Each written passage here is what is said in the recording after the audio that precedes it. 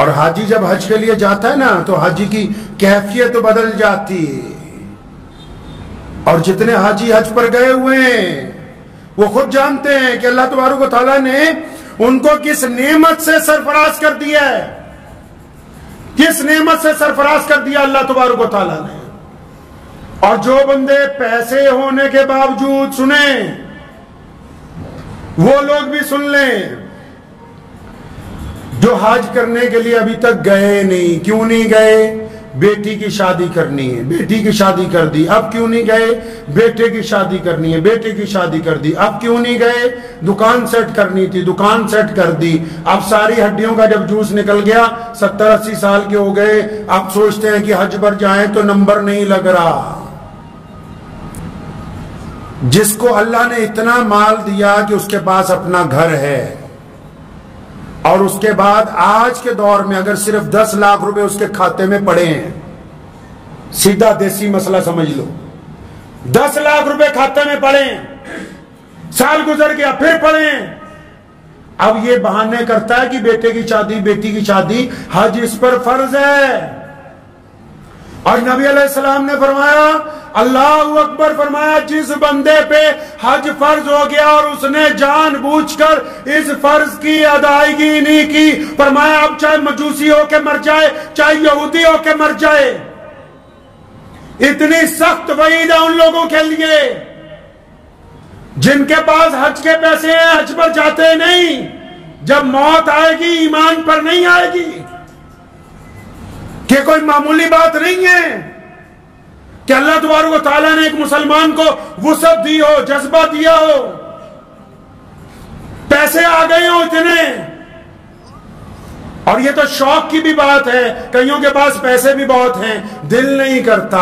असल में पैसे के जराए भी दुरुस्त होने चाहिए। और कईयों के पास पैसे भी बड़े थोड़े होते हैं, फिर भी बड़ी कोशिश करते रहते हैं। गरीब लोग भी हज के लिए पहुंच जाते हैं, गरीब भी पहुंच जाते हैं। और कई ऐसे हैं क़यामत वाले दिन उनको कहा जाएगा कि तुम्हारा हज हो गया, अल्लाह ने तुम्हें बख्श दिया। वो कहेंगे अल्लाह हमने तो हज किया नहीं, हमने तो हज ही नहीं किया, हमारे पास पैसे नहीं थे। आवाज आएगी, अच्छा तुम्हें याद है ना जब हाजी हज को जाते थे, तुम हर बार तमन्ना करते थे कि हम भी हज करें, और तुम इस बात के लिए अपने रब के हुजूर रोते थे, तुम्हारी आंखों से आंसू भी बार बार निकलते थे कि काश हमारे पास पैसे होते तो हम भी हज करते। वो तुम्हारी जो नेक नीयत थी, अल्लाह ने उसी को हज का नेमुल बदल कर दिया, अल्लाह ने उसी के ऊपर हज का सवाब अता फरमा दिया। तो ये जो एहराम बांधा है ना, ये मामूली लिबास नहीं पहन रखा हाजियों ने, ये इस्लाम की अजमत की निशानी है, ये अल्लाह और उसके रसूल सल्लल्लाहु अलैहि वसल्लम की मोहब्बत की निशानी है, ये प्यारे नबी हज़रत मोहम्मद रसूलुल्लाह की इताअत और फर्मा बरदारी की निशानी है। ये इस बात का ऐलान है कि हम अपने रब से राजी होके आ गए, और अब हमारा रब जैसे चाहेगा हम वैसे जिंदगी गुजारेंगे इंशाअल्लाह ताला। इस एहराम की जो इज्जतें हैं, और देखो रसूल करीम कहो सल्लल्लाहु अलैहि वसल्लम, सल्लल्लाहु हाँ, नबी अलैहिस्सलातु वस्सलाम की अगर आप सीरत पढ़ेंगे ना, अश अश कर उठेंगे। हज होता था ना, आपको पता है सबसे पहले हज किसने किया? सबसे पहले हज किसने किया? नबी अलैहिस्सलातु वस्सलाम के दादा नबी कौन? सैयदना इब्राहिम अलैहिस्सलातु वस्सलाम, जिन्होंने बैतुल्लाह को दोबारा बनाया। अल्लाह के हुक्म से पहला तवाफ सैयदना इब्राहिम अलैहिस्सलाम ने इस घर का किया है, और दुआ कर दी थी। कमाल देखें आपको जब अल्लाह ले जाए हज करने, कहो आमीन। अल्लाह ताला आप सबको अपने नबी सल्लल्लाहु अलैहि वसल्लम का रोजा दिखा दे।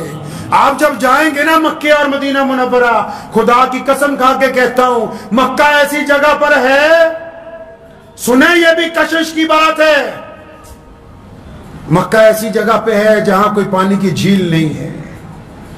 मक्का ऐसी जगह पर है जहां संगलाख चट्टाने हैं।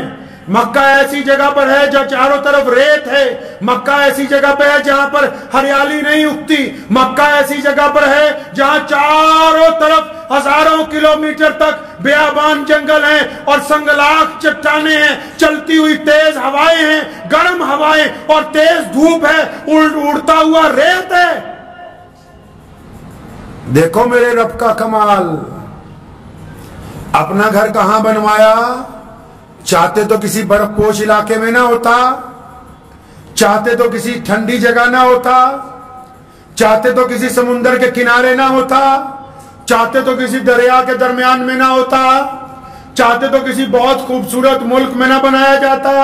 बैतुल्लाह को संगलाख चट्टानों में अल्लाह के नबी सैयदना इब्राहिम अलैहिस्सलाम ने तामीर किया, उनसे पहले आदम अलैहिस्सलाम ने तामीर किया, उनसे पहले फरिश्तों ने उस जगह बुनियाद रखी और उस घर को अल्लाह का घर कहा। क्यों? दुनिया को दिखाना था ना। जितने दुनिया के इस्लाम मुखालिफ ताकतें हैं उनको भी दिखाना था कि आओ, अब ये जो करोड़ों लोग, अब ये जो पूरी दुनिया के दीवाने बैतुल्लाह की तरफ आते हैं ना, यहाँ कशिश का मरकज कोई दरिया नहीं है, यहाँ कशिश का मरकज कोई पहाड़ियां नहीं है, यहाँ कशिश का मरकज कोई पड़ती हुई बर्फ नहीं है, यहाँ कशिश का मरकज कोई हर महीने होने वाली बारिशें नहीं है। फरमाया इन संगलाख चट्टानों में अगर कशिश का कोई मरकज होगा तो सिर्फ मेरे रब का घर होगा, उसके घर की तरफ ही लोग आएंगे, उसके अलावा कोई कशिश का मरकज नहीं होगा।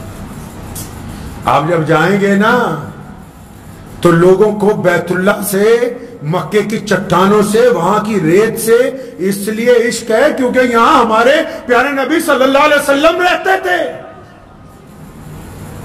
कोई है ऐसा कायनात में? हजर अस्वद को हम चूमते हैं दीवानों की तरह। और सैयदना उमर बिन खत्ताब रज़ी अल्लाह तआला अन्हु जिस दिन पहुंचे, हजर अस्वद को चूमा, ऐसे उसे पकड़ा उस पत्थर को दोनों तरफ से और फरमाया हजर अस्वद तू एक पत्थर है, तेरी हमारे नजदीक कोई कीमत नहीं, हम तुझे इसलिए चूमते हैं कि मोहम्मदुर रसूलुल्लाह ने तुझे चूम रखा है। अल्लाह ने इस पत्थर को इज्जत अता फरमाई कि उसको मोहम्मदुर रसूलुल्लाह ने चूम रखा है। ये बैतुल्लाह की और मस्जिद नबवी की कशिश है कि और कुछ नहीं। वहां अगर है तो सिर्फ अल्लाह का घर है। तो दुआ कीजिए, वक्त भी हो गया है कि अल्लाह तबारक व तआला हम सबको हज बैतुल्लाह नसीब फरमा दे इंशाअल्लाह ताला, हमें भी अपने घर में आने की तौफीक अता फरमा दे इंशाअल्लाह ताला। मुझे उम्मीद है कि आपको ये वीडियो पसंद आई होगी। अगर पसंद आई हो तो ये आप अपने दोस्तों के साथ शेयर करें और इस चैनल को सब्सक्राइब जरूर करें।